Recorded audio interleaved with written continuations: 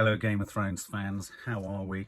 What's it like having them back, even though it's none of the original cast, even though it hasn't really even the original music, even though it just feels so like it did? What's it like just knowing we're back in that land? We're back there. House of the Dragon. House of the Dragon has landed, and this is a review of episode 1. Now, before we get going, me and Maddie were enormous fans of Game of Thrones. We loved the vast majority of it. We are in that group that felt that it kind of ended with a bit of a whimper. It wasn't that it wasn't good, it just felt like it was tied up a little bit too quickly, a little bit too rapidly. So to be going back into the realm of George R.R. Martin's House of the Dragon it was a nice feeling tonight. It was a nice feeling. It was like a coming home. It was like a coming home. Needless to say, although we are fans, although we enjoyed it, I am not a Game of Thrones scholar. I don't know the family trees. I don't know the heritage lines, the lineages. I don't know even how to pronounce some of the names. I just know that some of the names are fabulously evocative and spelt incredibly in an incredibly complicated fashion, and I'll have a stab at some of them. But and obviously we're trying to get to grips. I never got to grips with all the names in the original Game of Thrones, so I'm still getting to grips, obviously, with all of the names of the characters in this. But suffice it to say, as a viewer and as an ardent fan of fantasy books, fantasy films, fantasy realms, all of that stuff, I'm big on that. I like that. I like world creation. So, I was up for this. I'm really up for this. This had me at a point of, pensive expectation. I was a coiled spring. I was good to go. I was a dragon on its haunches, ready to bellow fire. That's where I was at. So this is House of the Dragon. It essentially may as well be House of the Targaryens, insofar as this is set 172 years, I think that's right, it's said at the beginning, 172 years before the events of Game of Thrones as we know it.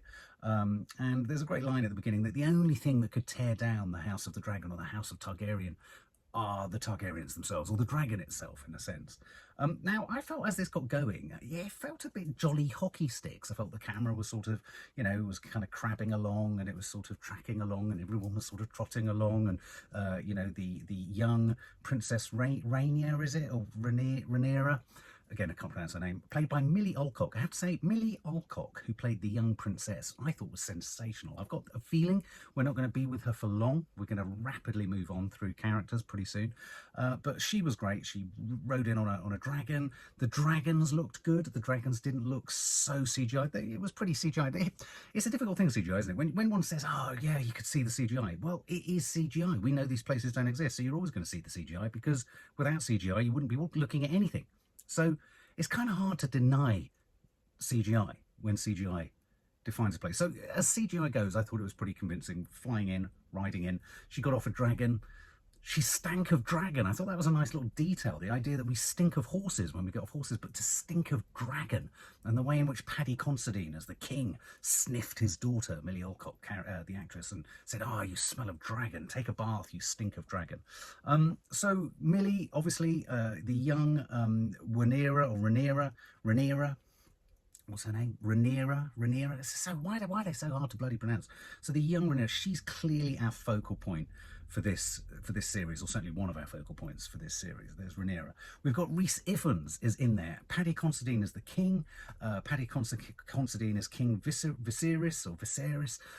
He was curious. I mean, I'm a Paddy Constantine fan, but I thought he seemed a bit weak. And yet, as the episode went on, his weakness kind of was a help, because it made sense of some of the awful decisions and choices that he has to make within the episode. So Paddy Constantine, no, you're not the bravura king that you would expect him to be. So easily controlled. He's got Rhys Ifans in his court. Rhys Ifans doesn't have to do much. I mean, he was Rasputin in The Kingsman. He was fantastic. This guy just has to sit at the court table, raise an eyebrow, look up and down the table, and you think, fucking hell. Rhys Ifans, clearly his character can either go good or bad in the switch of an eye or the flash of a pan or whatever. You can just sense that he's an opportunist, and he's possibly working Paddy Constantine for his own ends. Matt Smith, meanwhile, plays Paddy Constantine's or King Viserys's kind of, sort of black sheep of the family, hanging around in the shadows, up to no good. He's essentially in charge of the local police, and he goes about things in a very arresting manner. There's a scene where he tries to sort of, enact some kind of, military kind of, I don't know, some military crackdown or some demonstration of police strength. And it involved the chopping off of heads, the chopping off of penises or a scrotum. What was that hairy thing on a chopping board? And a lot of arms coming off too. So, you know, Matt Smith, Demon Targaryen, or Demon Targaryen, Jesus Christ, there we go. He's great. So, you know, this is a family drama. And I think, in a sense, what's going to make this really good is that this is going to be within one family. We're going to have a civil war within one family. It's going to be the House of the Targaryens against House of Targaryen. And that's going to be fantastic, because also within House of Targaryen is a desire to be sort of incestuous. And there was a key scene between Matt Smith, Demon Targaryen, and Millie Alcock, who plays Princess Princess can't get a name. Princess Rhaenyra.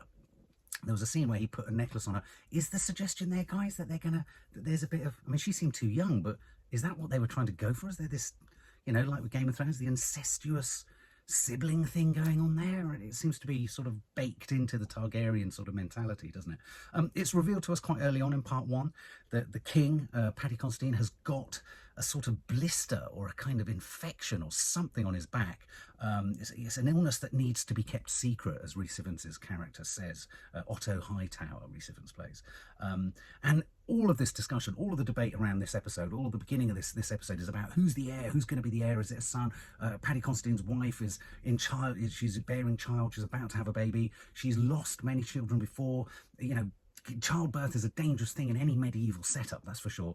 And so she says to him in no uncertain terms, this is the final time I'm trying for you, matey Flick, because obviously he wants a son. And Paddy Constantine is like, yeah. And you think Paddy Constantine's a goodie, you think King Viserys is a nice guy. But is he a nice guy, or is he just a pragmatist, or is he a victim of toxic masculinity in a medieval age? Who knows? So she, you know, Paddy's wife is essentially, the queen is essentially a breeding machine, and, you know, the pressure is on to have a son. Part two starts with Matt Smith, and as I said, the whole scene of a sort of military kind of crackdown on bad people in dark alleyways. And you didn't want to be caught in a dark alleyway. As I say, castration, severances, dismemberments, you name it. He acted, as they said, with impunity. This was nice because this set up in the court. Rhys Ifans hates Matt Smith. Matt Smith hates Rhys Ifans. Good bit of argy-bargy going on there. And you know, in a sense, Matt Smith is essentially the head of the police. So clearly, Matt Smith, Demon Targaryen, is tolerated. He's kind of, you know, King Viserys is. He wants to keep him close, but he's not keeping him closer. But to what extent, and this is where it's really clever, and this is where it's just like family drama, to what extent is Matt Smith actually right? Matt Smith, at some point later in the episode, says, you're being controlled by all your courtiers and all that kind of lot. They don't have your best interests at heart. Maybe he's right. Maybe he's right, and King Viserys' argument is, but you are lucky to even be near me, or even in the land, because actually everyone in the court thinks you're an impunity-wielding nutter, and you should be watched and stopped at all counts. So is Paddy Constantine weak? Is Paddy Constantine weak? We have the ubiquitous sex scene, pumping like a nutter, Matt Smith in a brothel, but he can't concentrate. He's distracted, and so even the sex scene kind of terminates early because he's not up to it. He's got other things on his mind. He can't be thinking about brothels or anything like that. Then we get to the jousting. There's a brilliant sort of set piece to the center of this episode. Is this huge jousting scenario. I really like the fact that the jousting set up, the arena, the grandstand was semicircular. That's sort of felt different. It felt real. I'm sure that might have been the case in medieval Britain, who knows. But Maddie walked in at this point and said it was brilliantly shot, lovely high shutter speed, real detail on the weaponry, the armour, the impacts, the jousting impacts. It looked really, really believable, really high definition, and you weren't overly distracted by background CGI at all. You felt this was all happening in a real space, and it was really nice. And this whole sort of jousting episode was there to celebrate the birth of the new heir, the new king, the son that Paddy and his wife desperately want. But of course, things don't go well. The baby is breech, and in medieval times, breech baby is not good. And so Paddy is given this awful kind of conundrum, a Faustian choice between you can either save the wife or you can save the baby. Which can you go for? And this is clever because at this point, whatever you think of Paddy Constantine, you might think he's a bit limp biscuity, he's a bit, you know, woolly, he's a bit wussy. And you think, no, he's going to step up to the plate now. He's a good man. But no, he's not a good man. But is he a good man, or is it no one really understands what it's like to be a king with your entire empire and kingdom demanding that you give them a son for an heir so that there's another king. And so he makes a terrible choice. He makes an awful choice, which was difficult to watch, gruesome to watch. Any woman watching, any man watching of any sense would find this scene utterly unbearable, but even more so if you've given birth or had a baby. Oh, brutal, brutal. And you go from liking, or at least sort of thinking, oh, Paddy, he's sweet, isn't he, to hating him. You hate him at that very point. And the lines of pressure, the fissures of pressure within the family, within this episode, build brilliantly. And I think it was a really strong episode for laying the groundwork, laying the foundations, giving us quite a quick, manageable sense of who's on what side of what equation, where loyalties lie, where sort of disputes reside, and also where unlikely alliances sit, such as the one between Daemon Targaryen and Rhaenyra's connection. That one scene on the Iron Throne when Matt Smith gave her the necklace. So there's a connection between the two of them. So there's clearly going to be tension between the two of them, because as we move on, Queen dies, Paddy's thrown his queen away, but within minutes, the baby's dead. And the nickname that Matt Smith gives to the baby is Heir for a Day. It's not nice. Not nice. And so you have this situation where, once again, Paddy Constantine doesn't have an heir, but he does have a daughter. He has Rhaenyra. Why is he going to give Rhaenyra the crown? Is he going to make her the next in line? This would break with all tradition to give it to a girl. But the other possible choice of in terms of succession is Daemon Targaryen, is Matt Smith. So you've got Matt Smith, but he's a bit sort of headstrong and a bit impulsive and a bit compulsive, and he's sort of literally he's standing behind an arras, or he's behind a blind, and he's listening to them talk about him in court. And then Paddy Constantine takes his dear daughter, Rhaenyra, down to where the kind of skeletons of the dragons reside, and there's the most magnificent slab of melted candle from eons. I have to say, the production design, the CGI, they mesh brilliantly in this. It was a really convincing meshing of tech and real set, something that I think is really important, and I thought that was really strong in this episode. You get a real sense in part 3 of Rhys Evans's. He calls his daughter in, he hugs her. He says, "How is she?" of Rhaenyra, if that's her name. I hope I'm pronouncing her name right. Rhaenyra, Paddy's daughter. As Rhys Evans's daughter says, she's lost her father. She's lost her mother. But that hasn't occurred to him. And then he says to his own daughter, Rhys Evans, and this is the measure of the man, take yourself along to the king's chambers and entertain him. Maybe pop on one of your mum's dresses. And I thought that was top drawer, nasty George R.R. Martin. Top drawer insofar as it's so incorrect, it's horrific. It's so unpalatable, you just don't even want to think about it. And yet it's so possible and likely in a medieval fictional world like this, because I'm sure it's probably the case back in the day. We then have another brothel scene. Proper brothel action all over the place, and it wouldn't be Game of Thrones without it. Matt Smith has said in an interview many times, he asked, do we have to have another sex scene? And so Matt Smith is in there, but Matt Smith this time isn't even trying to have sex. He's so distracted, and his mind is so on the succession and who's going to become king or queen and who's going to succeed his brother, that he's just sat at a table thinking about things. But this is where he uses the phrase "heir for a day," and he kind of makes a speech, and this enrages Paddy Constantine. And Paddy Constantine and Matt Smith, they basically come to loggerheads.